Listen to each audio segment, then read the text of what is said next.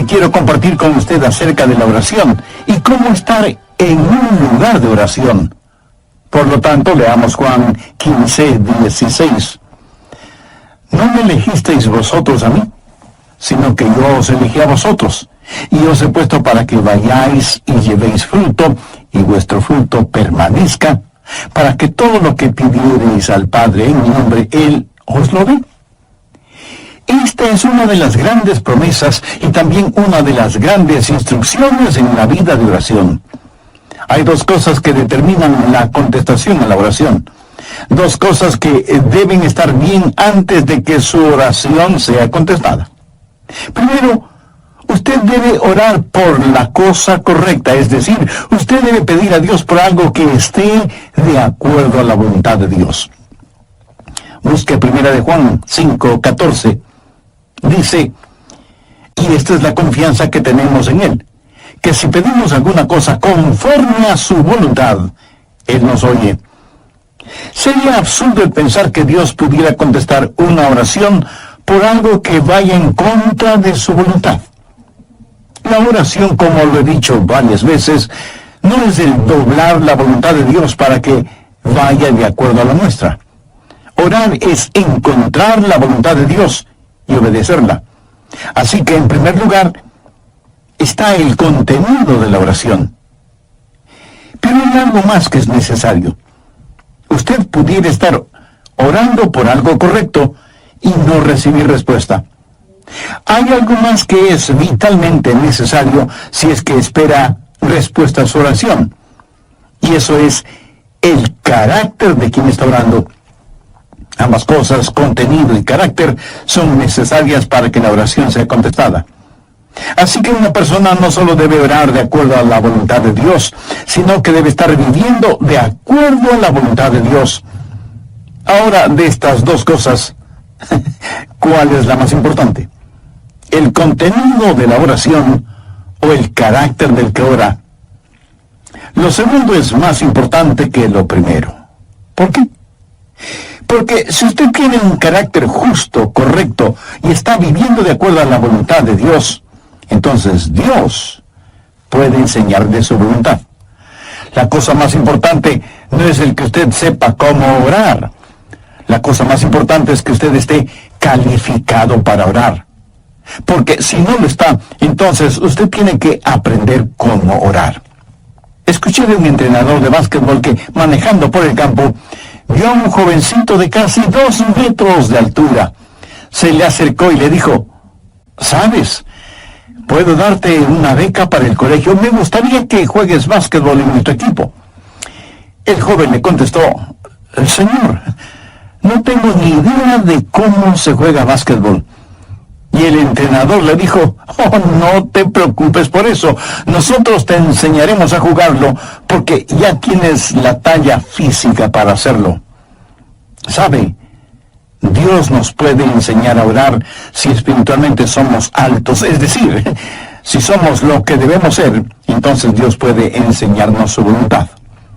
Su vida de oración no puede ser más grande que su vida personal.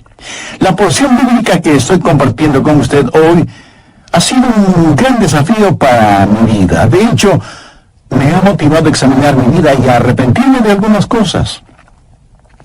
Yo quiero que mi vida sea la clase de vida en la cual Dios se complazca y diga, le voy a enseñar a Adrián mi voluntad y voy a contestar sus oraciones.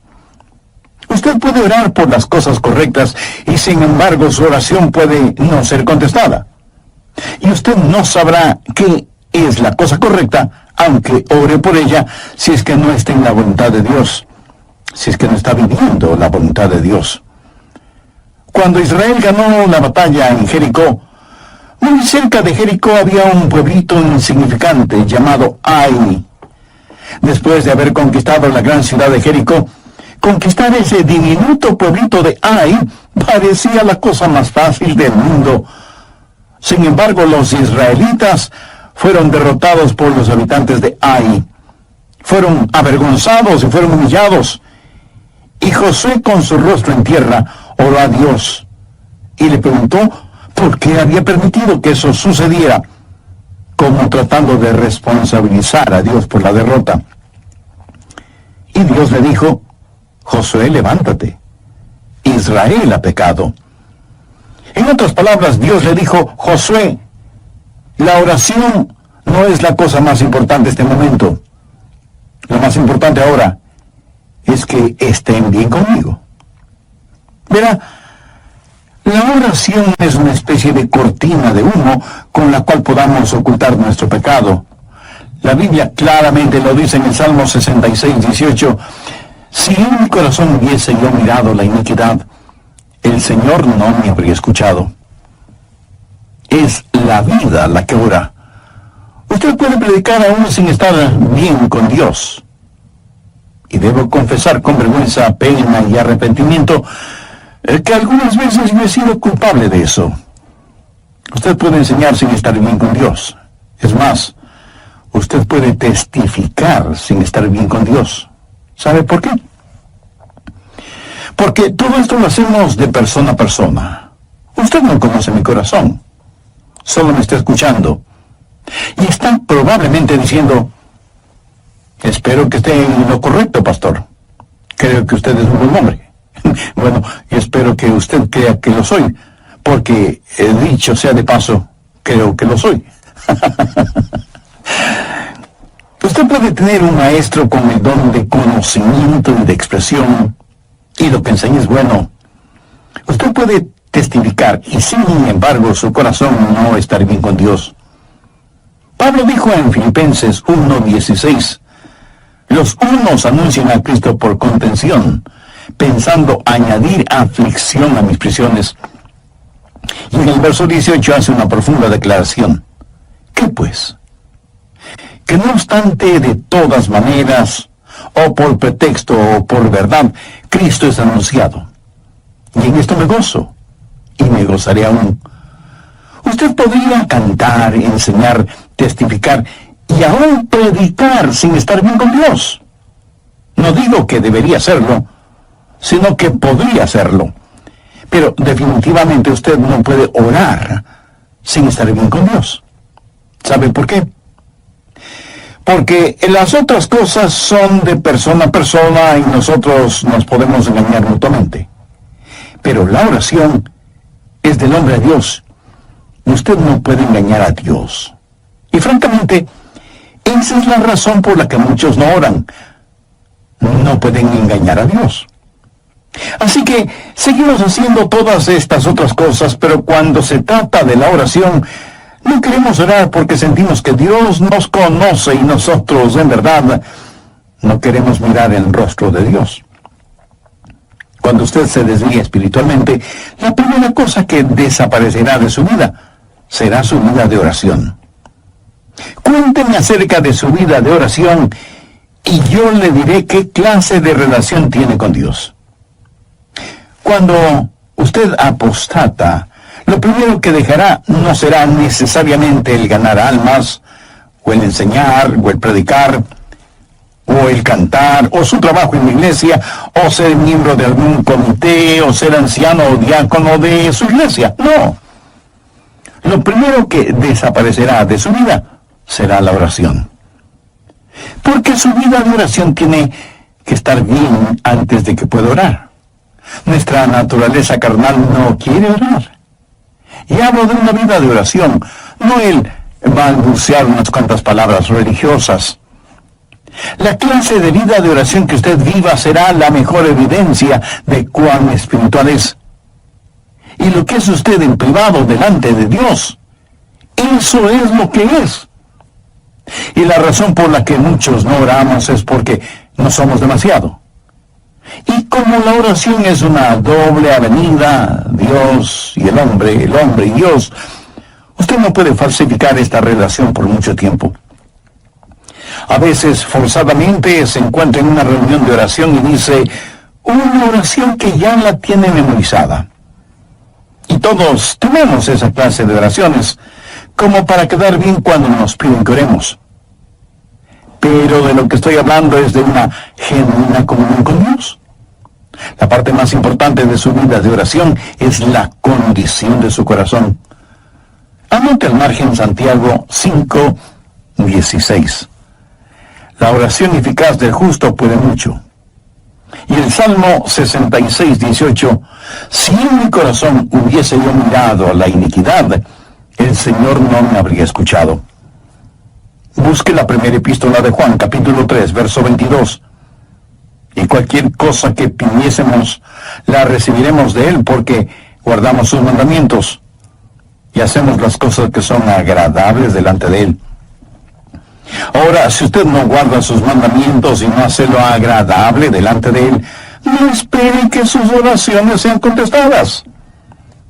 Las oraciones contestadas no son para los rebeldes. El contenido de la oración y el carácter de quien ora son cosas necesarias a fin de que la oración sea contestada. Vamos ahora al Evangelio de Juan, capítulo 15. Quiero compartir con usted 3 principios para tener una vida correcta para poder orar. Juan 15, desde el verso 1. Yo soy la vid verdadera, y mi Padre es el labrador. Todo pámpano que en mí no lleva fruto, lo quitaré. Y todo aquel que lleva fruto,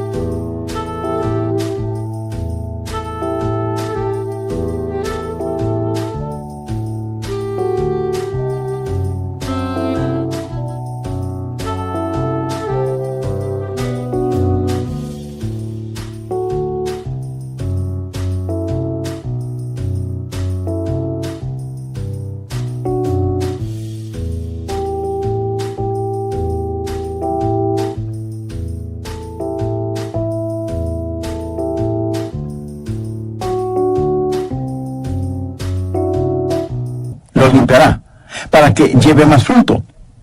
Ya vosotros estáis limpios por la palabra que os he hablado. Permaneced en mí y yo en vosotros.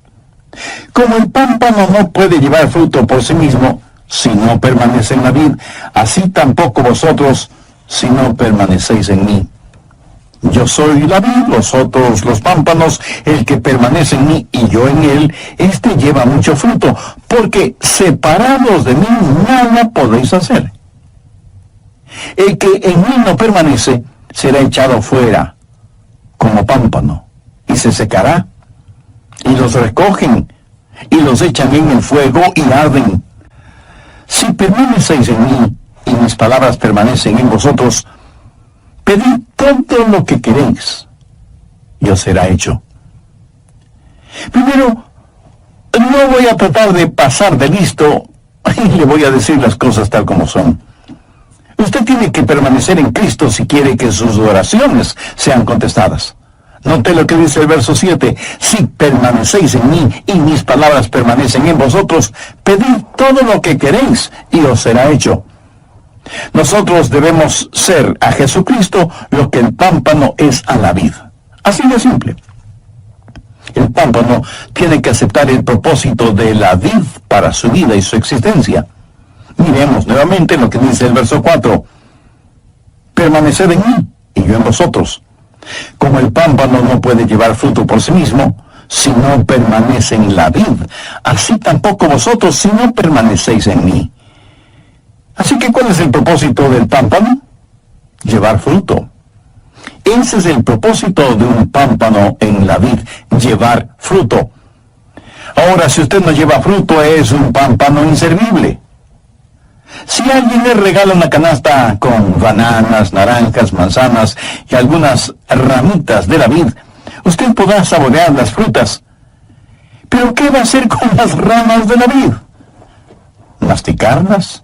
¿Chuparlas? No lo creo.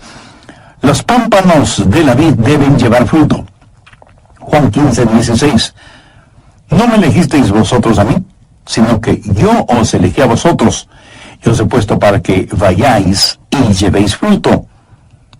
Si usted quiere que sus oraciones sean contestadas, tiene que permanecer en Cristo para que Él pueda utilizar su vida como pámpano que lleva su fruto. ¿Alguna vez le ha pedido a Dios que le sane de alguna enfermedad? Y y Él le curó. Y gracias a Dios por eso. Pero suponga que usted le oró a Dios para que le sane y Él no lo hizo. Bueno, puede haber un número de razones para eso. Una pudiera ser la siguiente. Dios le pregunta: ¿por qué debo darte salud para que sigas sirviendo al diablo? Es decir, ¿por qué la vid debe darle vida al pámpano si el pámpano no produce ningún fruto? Esa clase de pámpano debe ser extirpado. ¿Por qué Dios debe bendecirle? ¿Cuál es el propósito de la oración? El propósito de la oración es que Dios sea glorificado cuando usted produzca mucho fruto. Juan 15:8 dice: en esto es glorificado mi Padre, en que llevéis mucho fruto y seáis así mis discípulos. Amigo, permítame preguntarle en una forma muy personal: ¿es su vida una vida que glorifica a Dios? Y si es que su vida no glorifica a Dios, ¿por qué debería Dios contestar sus oraciones? Recuerde que usted dará fruto solo cuando permanezca en Cristo. No necesitamos más pámpanos. Lo que necesitamos son pámpanos saludables que, permaneciendo en la vid, den mucho fruto. El pámpano no produce el fruto. Lo único que hace es llevar el fruto. El fruto no es la responsabilidad del pámpano, es la responsabilidad de la vid. La responsabilidad del pámpano es permanecer en la vid. ¿Le parecería correcto el pedir a Dios que le bendiga financieramente cuando no tiene ninguna intención de dar para la obra de Dios por medio de su iglesia o de organizaciones misioneras? ¿Le parecería lógico el orar que Dios le dé buena salud cuando su cuerpo lo ha dedicado para sus propios placeres y no para que sea la morada del Espíritu Santo? ¿Cree usted que sería correcto el orar por sus familiares, vecinos y amigos perdidos cuando usted no quiere ser el instrumento de Dios para ese propósito y está esperando que Dios envíe a otra persona para que haga ese trabajo? ¿Cree que es correcto orar por alguien que necesita ayuda, que necesita una mano compasiva de misericordia, y a lo único que se compromete usted es a orar, pero no a ayudar en forma práctica? Déjeme decir todo esto de otra forma. ¿Estaría bien que el pámpano le orara a la vid y le dijera: veo que vas a producir muchos racimos de jugosas uvas, y no estuviera dispuesta a llevar algunos de esos racimos? Si no permanecemos en la vid, si como pámpanos no estamos dispuestos y listos para cumplir el propósito de la vid, ¿por qué Dios debería derramar sus bendiciones sobre nosotros? Veamos nuevamente el verso 7. Si permanecéis en mí y mis palabras permanecen en vosotros, pedid todo lo que queréis y os será hecho. Si usted todavía no es un pámpano en la vid, le invito a orar de la siguiente manera: Señor Jesús, yo deseo ser uno de tus pámpanos. Deseo tu vida fluyendo a través de la mía. Pero antes necesito que perdones mis pecados, me limpies, me sanes y me salves. Agradezco tu sacrificio por mí en la cruz del Calvario y pido tu ayuda para llevar el fruto que tú quieres que lleve. Hazme la clase de persona que tú quieres que sea. Y ven este mismo momento a mi corazón bien con Dios. No digo que debería hacerlo, sino que podría hacerlo. Pero definitivamente usted no puede orar sin estar bien con Dios. ¿Y sabe por qué? Porque las otras cosas son de persona a persona y nosotros nos podemos engañar mutuamente.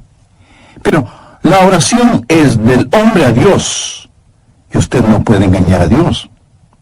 Y francamente, Esa es la razón por la que muchos no oran. No se puede engañar a Dios. Así que seguimos haciendo todas esas otras cosas, pero cuando se trata de la oración, no queremos orar porque sentimos que Dios nos conoce y nosotros en verdad no queremos mirar en el rostro de Dios. Cuando usted se desvía espiritualmente, la primera cosa que desaparecerá de su vida será su vida de oración. Cuénteme acerca de su vida de oración y yo le diré qué clase de relación tiene usted con Dios. Cuando usted apostata, lo primero que dejará no será necesariamente el ganar almas, o el enseñar, o el predicar, o el cantar, o su trabajo en la iglesia, o ser miembro de algún comité, o ser anciano o diácono en su iglesia. No. Lo primero que desaparecerá será su vida de oración. Porque su vida de oración tiene que estar bien antes de que pueda orar.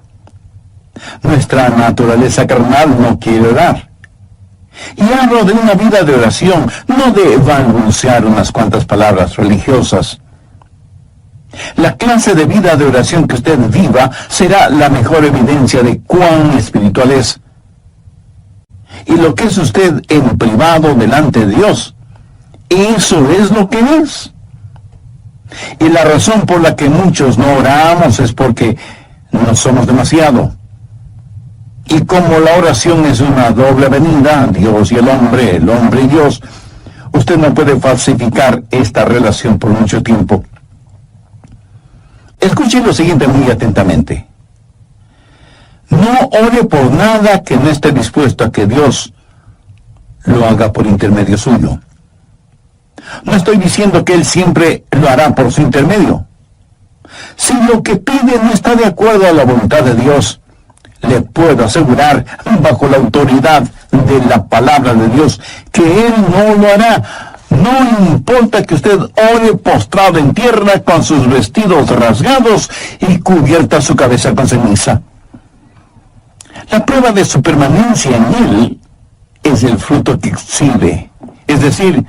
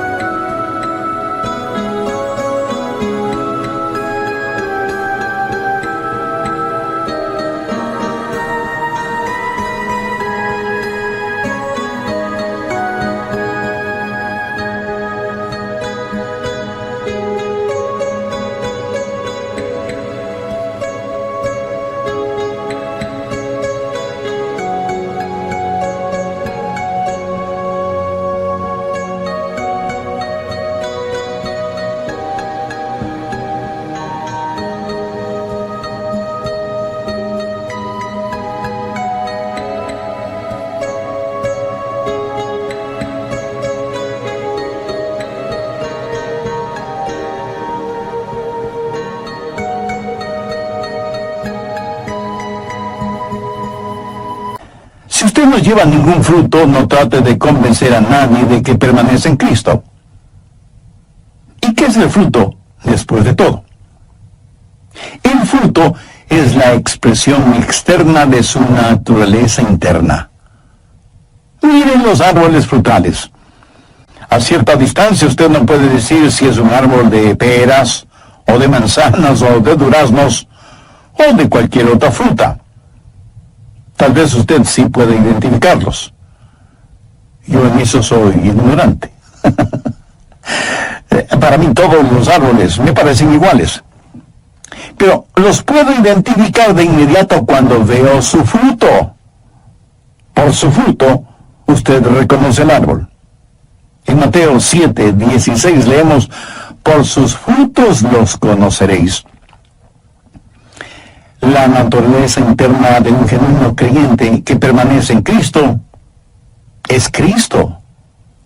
Cuando usted permanece en Cristo, la naturaleza de Jesús va a estar en usted, así como cuando un pámpano permanece en la vid, la misma naturaleza de la vid va a estar en ese pámpano. O sea, la misma vida de Jesús estará en usted si usted permanece en Cristo. El fruto del que está hablando aquí No es el construir iglesias grandes o pequeñas, ni el ganar tantas personas para Cristo. El fruto del que está hablando aquí lo encontramos descrito en Gálatas 5, los versos 22 y 23. Mas el fruto del Espíritu es amor, gozo, paz, paciencia, benignidad, bondad, fe, mansedumbre, templanza. Contra tales cosas no hay ley. Alguien ha comentado muy sabiamente, por cierto, que estos versículos son la biografía de Jesús. La vida de Jesucristo va a ser reproducida en mí. Y alguien dirá, bueno, yo pensé que deberíamos ser ganadores de almas. Yo creo que ese debe ser el fruto. Pues no lo es. La Biblia dice, mas el fruto del Espíritu es amor, gozo, paz, paciencia, benignidad, bondad, fe, mansedumbre, templanza. Contra tales cosas no hay ley. La semilla está en el fruto. Es la semilla la que se reproduce, pero es el fruto que ocasiona que la semilla sea esparcida. Y lo que necesitamos hacer es tener frutos que hagan que la semilla sea deseable. Es la vida del Señor Jesucristo la que va a estar en nosotros cuando permanecemos en Él. Cuando estamos unidos con Cristo, su vida fluye de nosotros, y cuando usted ha estado junto a una persona que permanece en Cristo, usted, por así decirlo,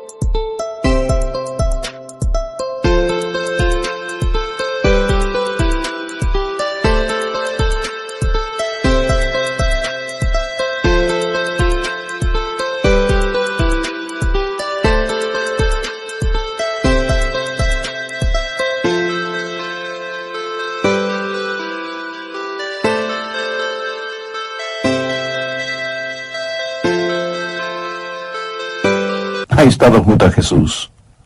Usted me dirá, pastor, eso está un poquito exagerado. No, de ninguna manera. Amigo, Dios está en nosotros. Él habita en nuestra humanidad. Pablo, escribiendo a los hermanos en Galacia, les dijo, ya no vivo yo, mas vive Cristo en mí. ¿Sabe cuál es el problema? La gente está teniendo contacto con iglesias, denominaciones, programas y estructuras. Y lo que la gente realmente necesita es tener contacto con Jesucristo. Necesitan conocer a Jesús. La vida de Dios necesita fluir de nosotros. Y cuando la vida de Dios emane, salga de nosotros, es cuando daremos fruto, y fruto que permanezca. Veamos una vez más Juan 15, 16. No me elegisteis vosotros a mí, sino que yo os elegí a vosotros, y os he puesto para que vayáis y llevéis fruto. Si usted, el pámpano, no está dando ningún fruto, es que no está permaneciendo en Cristo, que es la vid. Usted está rechazando a aquel que le ha escogido y le ha ungido para que dé fruto, y para que su fruto permanezca. Otra vez diré que el fruto del que estamos hablando no es ningún edificio, porque a la larga todos los edificios se convertirán en ruinas. Solo espere que pase el tiempo. Y con ese pasar del tiempo, el frío pero real aliento de la destrucción terminará con edificios y todo lo demás. Todo lo que el hombre construye, el hombre lo puede destruir, o el tiempo lo hará. Pero lo que usted hace en el poder del Espíritu Santo de Dios nunca jamás será destruido. Ese fruto permanecerá, será eterno. Todo lo demás será como madera, heno y hojarasca frente al tribunal de Cristo. Por los países del mundo viajan algunos evangelistas que han memorizado algunos cuantos mensajes evangelísticos. Y yo no estoy en contra de eso. Pero ellos dicen, hemos tenido tremendas reuniones. 500 personas hicieron decisiones de fe. Bueno, si usted quiere saber si fueron tremendas reuniones evangelísticas, regrese un año después y vea si hay 500 discípulos. Dios no nos mandó primordialmente a que tratemos de que la gente haga decisiones. Dios nos mandó a hacer discípulos. Los frutos sensacionalistas son como el Alka-Seltzer, burbujean y hacen ruido hasta que se les termine el gas. Cualquier cosa que Jesús hace permanece para siempre.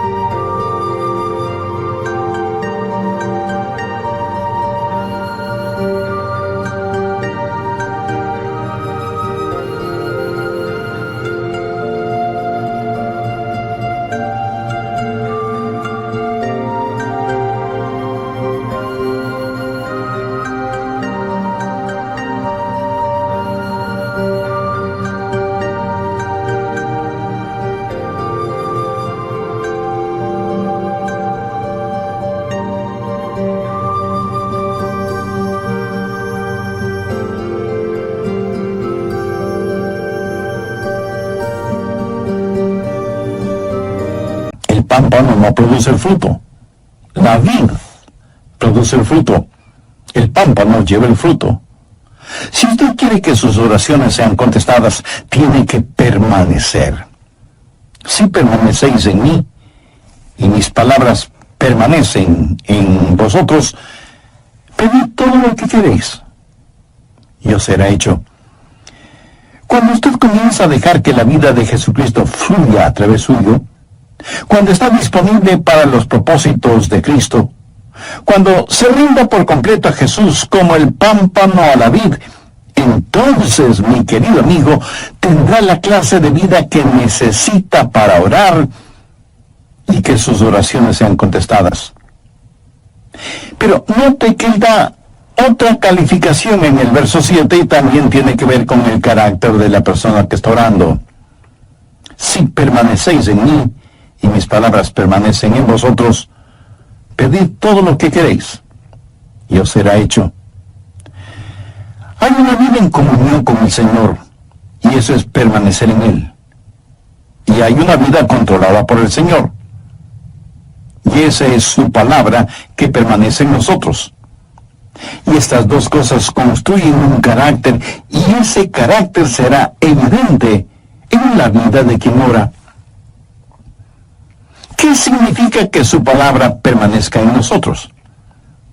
La palabra permanecer quiere decir vivir con, estar permanentemente en el hogar. Cuando la palabra de Dios llega, no lo hace como huésped por una noche, sino que viene a tomar residencia en nosotros, y ese momento comienza a habitar en nosotros. Cuando eso pasa, sucederán tres cosas. Primero, la palabra de Dios le controlará. Es decir, la palabra de Dios, por medio de sus mandamientos, le dirá lo que debe o no debe hacer. Y los mandamientos de Dios son eso, mandamientos, no sugerencias. ¿Hay alguna cosa que Dios le ha dicho que haga y que usted no la está haciendo? Todo pámpano que en mí no lleva fruto lo quitará, y todo aquel que lleva fruto lo limpiará, para que lleve más fruto. O sea que hay un proceso de poda. ¿Cómo Dios hace eso? ¿Qué herramienta usa? Bueno, leamos el verso 3. Y a vosotros estáis limpios por la palabra que os he hablado. ¿Notó eso? La palabra de Dios es la podadora. La palabra de Dios es la que le controla. La palabra de Dios es la que le limpia. ¿Alguna vez usted ha sido recortado o podado? Si no lo ha sido, eso quiere decir que no pasa mucho tiempo en la palabra de Dios. ¿Sabe lo que Dios poda en nosotros? Y usted me dirá, el pecado. Sí, es cierto, pero eso no es todo. Él poda de nosotros las ramas secas, las no productivas, las ramas que succionan la savia de la vida. O sea, demasiadas diversiones, televisión, pasatiempos, gastos innecesarios en lujos y vanidades. Y usted me preguntará, pastor, ¿qué hay de malo en eso? Escúcheme. Si esas cosas no dan el fruto que Dios espera, ¿de qué sirven? Quiero decir, no es que produzcan fruto venenoso, sino que simplemente nos absorben la vida, succionan nuestra vitalidad espiritual. Y uno de estos días vamos a estar frente al tribunal de Cristo y entonces diremos, ¿por qué no dejé que mi vida sirviera más para Cristo? ¿Por qué gasté tanto tiempo en cosas que no fueron importantes?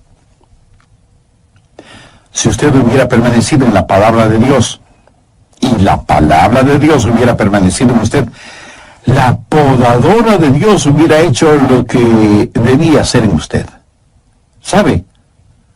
Usted no tiene que podarse a usted mismo, porque francamente usted no sabe cuáles son las ramitas o las hojas secas que debe recortar. Y porque además recortar donde no debe y recortar donde sí debe hacerlo, pues se volverá un fanático. Permanezca en la palabra de Dios y la palabra de Dios le limpiará, le controlará y le comunicará la voluntad de Dios. Cuando usted permanece en el Señor Jesucristo y la vida de la vid comienza a fluir en usted y permanece en la palabra de Dios, y esa palabra de Dios comienza a controlarle y a limpiarle, esa palabra de Dios se comunicará con usted. Y lo que es su voluntad y lo que es la voluntad de Dios será la misma cosa. Y entonces el contenido de su oración será el correcto. Pero recuerde, es el carácter que le ayuda a tener el contenido. ¿Sabe cuál es el mayor obstáculo para su vida de oración? Usted. Yo quiero que la gente sea bendecida con el fruto de mi vida. Y yo creo que usted desea lo mismo. Yo quiero que mis hermanos en la fe, mis hijos, mis nietos, mis amigos puedan saborear el fruto de una vida que permanece en Cristo.